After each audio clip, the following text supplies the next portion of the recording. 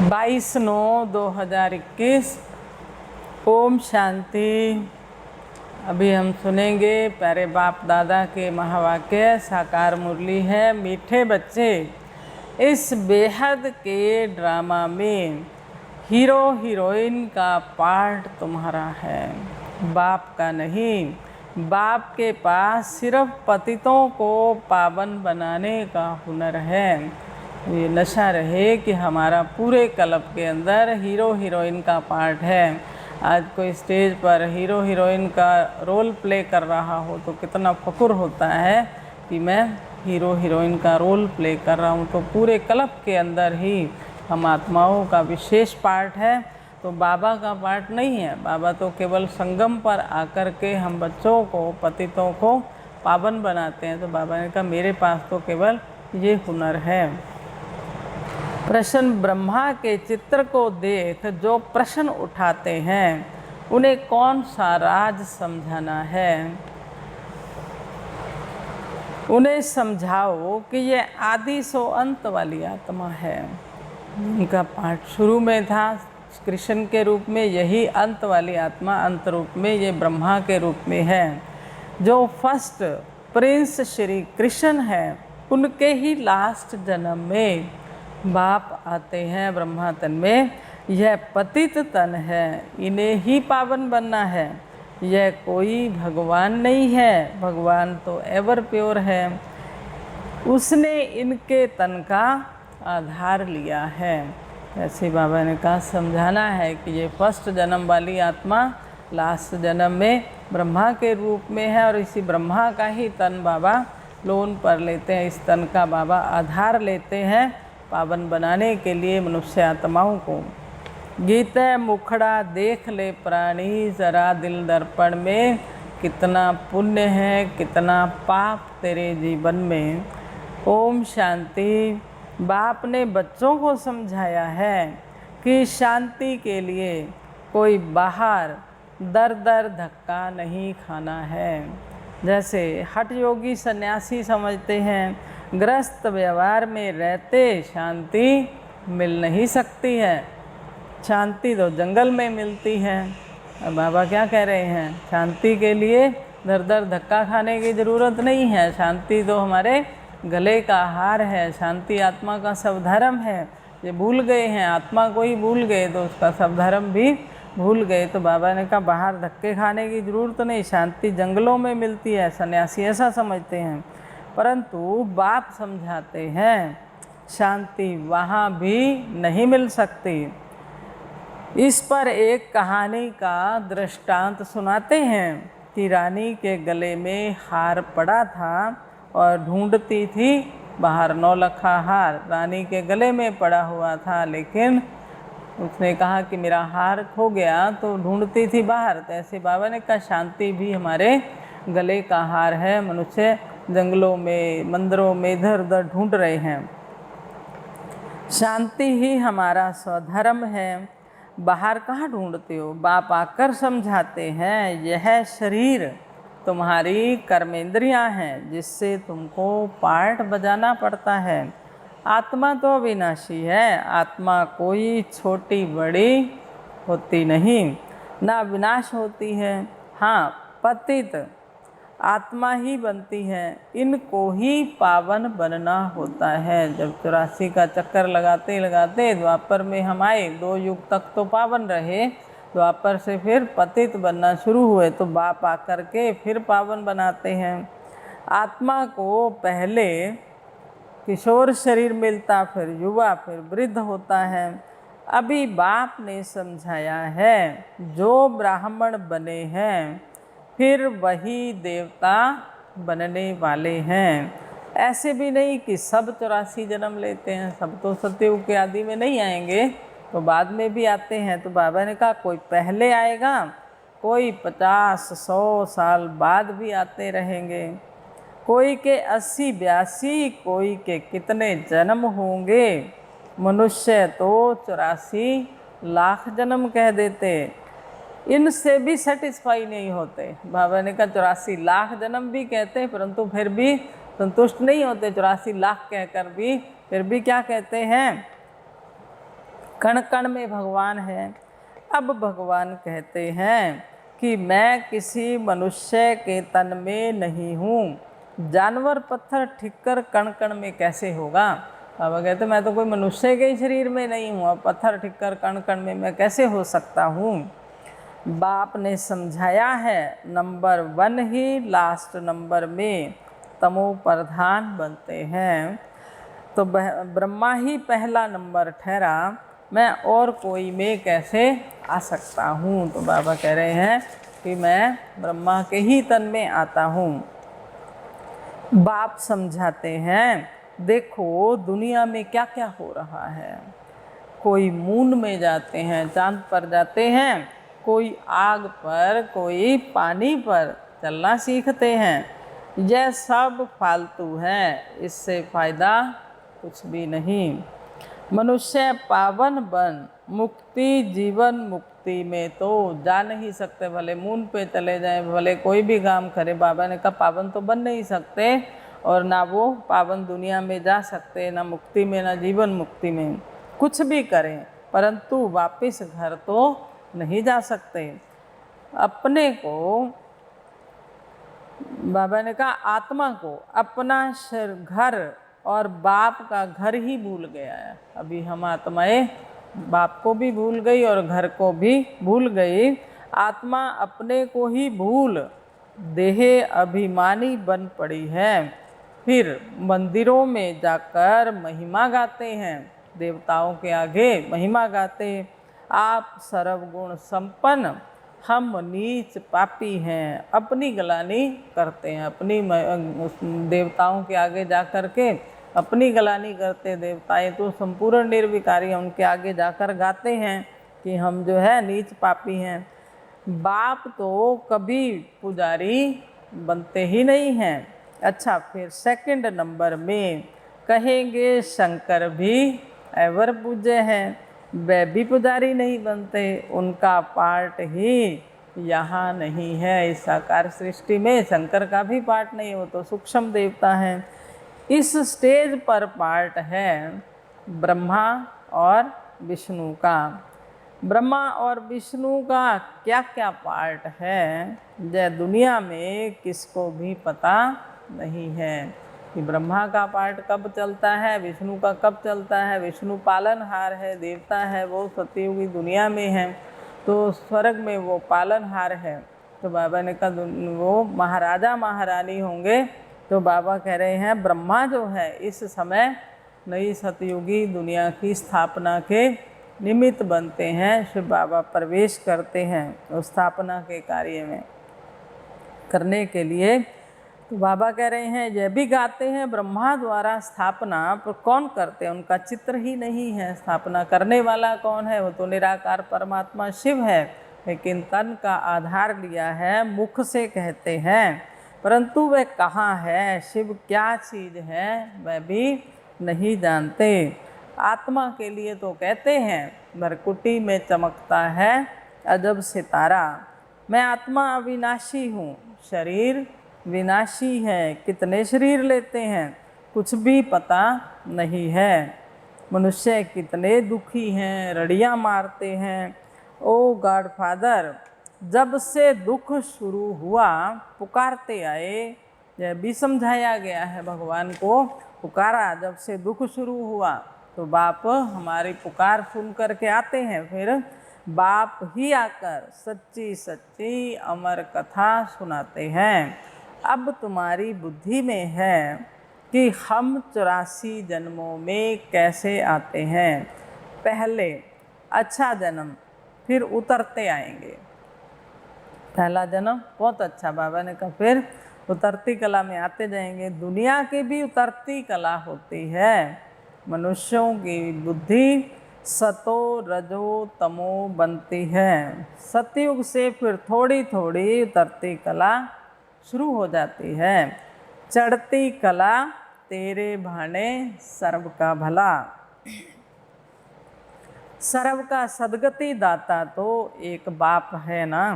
वो गुरु लोग तो सिर्फ शास्त्र सुनाते हैं, सुनते सुनते गिरते ही आए हैं।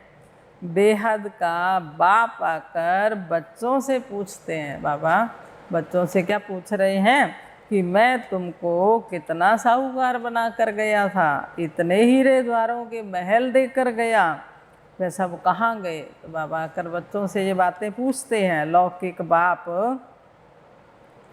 बच्चों को पैसे देते हैं, लेकिन बच्चे पैसा बर्बाद कर देते हैं। तो बाप बुलाकर पूछते हैं ना, तुमने इतना पैसा कहाँ बर्बाद किया। बच्चों के पास पैसे होने से उड़ाते बहुत हैं। लौकिक संसार की बाबा बात कर रहे हैं। कोई बाप अपने बच्चे को पैसा दे और उसने वो पैसा बर्बाद कर दिया तो वो भी तो पूछता है ना, भी इतना पैसा कहाँ गया। तो ज़्यादा पैसे होते तो बच्चे उड़ाते हैं। बाप धर्मात्मा है। बच्चे विलायत में जाकर लाखों रुपया उड़ाकर आ जाते हैं। बाप कुछ कर नहीं सकता, बाप फारकती भी नहीं दे सकते। अब बाप अपने बच्चे को छोड़ भी नहीं सकता और उसके लिए कुछ कर भी नहीं सकता। पैसा ख़त्म कर दिया भले उसने, क्योंकि दादे की मलकियत है, परंतु अंदर जलते रहते हैं। दुख तो होता है, इतना मेहनत से कमाया हुआ पैसा था, इन्होंने सारा उड़ा दिया, तो दुख तो होता है, जलते हैं। बाप के मर जाने के बाद कोई कोई तो ऐसे गंदे बच्चे होते हैं, 12 मास में ही सारी मलकियत उड़ा देते हैं। वह तो हैं हद की बातें, यहाँ फिर है बेहद की बात। बेहद का बाप कहते हैं, तुम कितने धनवान थे, विश्व के मालिक थे, फिर कंगाल क्यों बने हो, इतना धन कहाँ किया। बाबा भी बच्चों से पूछते हैं, तुमने भी इतना धन कहाँ किया। बच्चों से ही पूछ सकते हैं, भारत को इतना साहूकार बनाया, सब पैसे कहाँ गए। फिर बाप ही बैठ समझाते हैं। बाबा पहले पूछते हैं, फिर बच्चों को समझाते हैं कि भक्ति मार्ग में कितना खर्चा करते हैं, शास्त्रों आदि के पिछाड़ी कितना खर्चा करते हैं, माथा भी टेकते हैं, टिप्पण भी घिस गई है, और पैसा कहाँ गवाया वो भी बता रहे हैं बाबा। पैसे आदि सब कुछ गंवा बैठे हैं, यह है ड्रामा। हम तुमको साहूकार बनाते हैं और रावण तुमको कंगाल बनाते हैं। भारतवासियों को ही बाप समझाएंगे ना। भारत ही सोने की चिड़िया थी, इतना धन था जो दूसरे धर्म वाले लूट कर ले गए। ख्याल तो करो।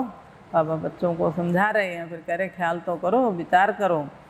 भारत क्या था, यह भी ड्रामा बना हुआ है। भारत ही हेवन था और भारत ही अब हेल बना है। आत्मा समझती है, सतयुग में देही अभिमानी रहते हैं। अब यह शरीर बड़ा हुआ है, यह पुराना चोला छोड़ दूसरा लेना है। जैसे साक्षात्कार हो जाता है, अब जाकर बच्चा बनना है। अब मैंने कहा सतयुग में हम देही अभिमानी रहते हैं, वहाँ समझती है आत्मा कि अब ये हमारा जो शरीर है बड़ा हो गया, अब हमने इस चोले को बदलना है। खुशी खुशी से वहाँ पर शरीर छोड़ते हैं, वहाँ दुख नहीं होता है शरीर छोड़ने पर। पुरानी खाल छोड़ देते हैं। यहाँ कोई मरता है तो रोते भी हैं, बैंड बाजा भी ले जाते हैं। सतयुग में तो खुशी से एक शरीर छोड़ दूसरा लेते हैं, तो शादमाना मनाते हैं। यहाँ कितना अफसोस करते हैं, सालों साल अफसोस करते रहते हैं। कोई मरता है तो कहते हैं स्वर्ग पधारा, तो इसका मतलब पहले नरक में था ना। अभी तुम पुरुषार्थ कर रहे हो। कौन सा पुरुषार्थ कर रहे हैं? स्वर्गवासी बनने के लिए।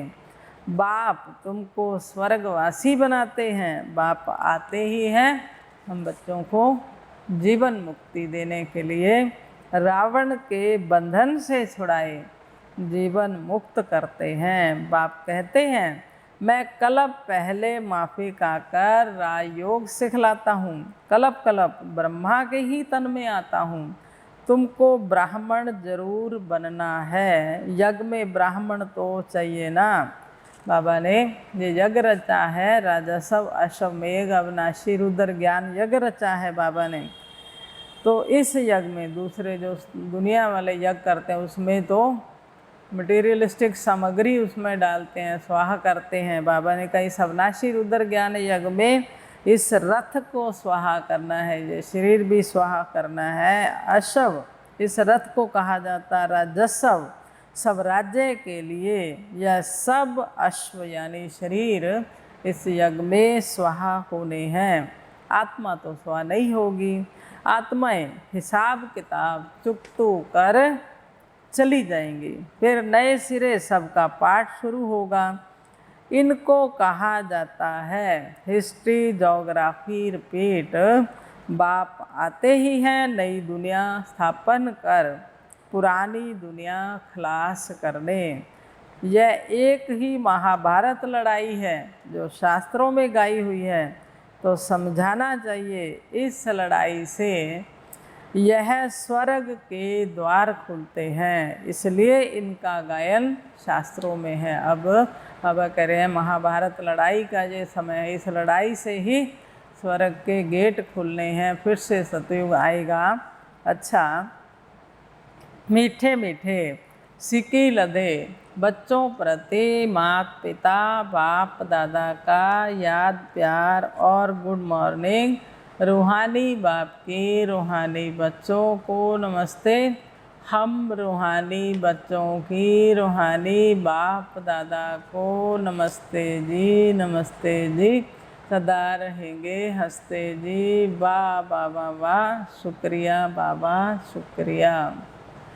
आज की वाणी का मुख्य सार है, बीती बातों का कभी भी चिंतन नहीं करना है। जो बात बीत गई नथिंग न्यू समझ भूल जाना है। कल पहले भी हुआ था, ड्रामा में नूद है, बाबा ने कहा उसको बीती का चिंतन नहीं करना, इसलिए नथिंग न्यू कोई नई बात नहीं है, कल पहले भी हुआ।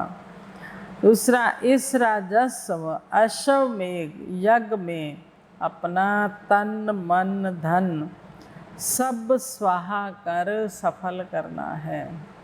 इस अविनाशी रुद्र गीता ज्ञान यज्ञ जो अश्वमेध अविनाशी यज्ञ रचा है बाबा ने, तो बाबा ने कहा इसमें अपना तन मन धन सब सफल कर स्वाहा करना है, स्वाहा करके सफल करना है। इस अंतिम जन्म में संपूर्ण पावन बनने की मेहनत करनी है। ये हमारा अंतिम जन्म है, तो बाबा बार बार कह रहे हैं कि इस अंतिम जन्म में केवल एक जन्म तुम पवित्र नहीं रह सकते हो, तो इस एक जन्म में पवित्र बनना है।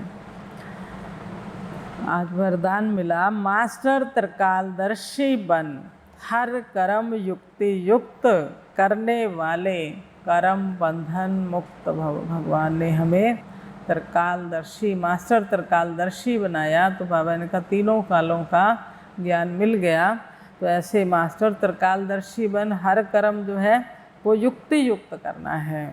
जो भी संकल्प बोल व कर्म करते हो वह मास्टर त्रिकालदर्शी बनकर करो, तो कोई भी कर्म व्यर्थ व अनर्थ नहीं हो सकता। जब हम मास्टर त्रिकालदर्शी की सीट पर बैठ करके कोई भी बोल है, संकल्प है या कर्म है वो करेंगे, तो बाबा ने कहा ना तो कोई व्यर्थ जाएगा ना ही कोई अनर्थ होगा। त्रिकालदर्शी अर्थात साक्षीपन की स्थिति में स्थित होकर कर्मों की गुह्य गति को जानकर इन कर्मेंद्रियों द्वारा कर्म कराओ। बाबा ने कहा त्रिकालदर्शी अर्थात साक्षीपन की स्थिति में आत्मा करावनहार हूँ, मैं कर्म करा रही हूँ, साक्षी होकर के कर्म कराना है।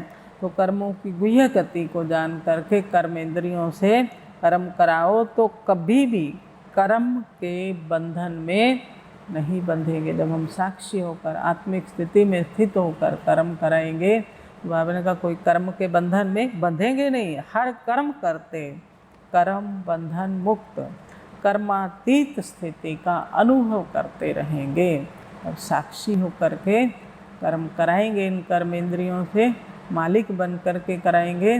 बाबा ने कहा फिर कर्म के बंधन में नहीं बंधेंगे और कर्मातीत स्थिति का अनुभव करेंगे। स्लोगन है, जिनके पास हद की इच्छाओं की अविद्या है वही महान संपत्तिवान है। हद की इच्छाएं तेरे मेरे की, तो बाबा ने कहा अनेकों हद की इच्छाएं, खान पान की, वो बहुत सारी इच्छाएं हैं जो हद में ले जाती हैं।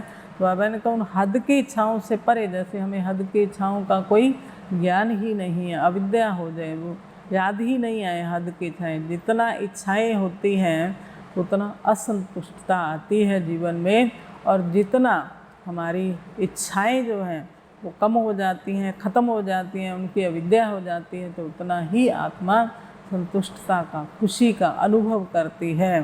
तो भगवान का वही महान संपत्तिवान है जिनको हद की इच्छाओं का कोई ज्ञान नहीं, हद की इच्छाओं से जो परे है वही महान संपत्तिवान है। अच्छा, ओम शांति, ओम शांति।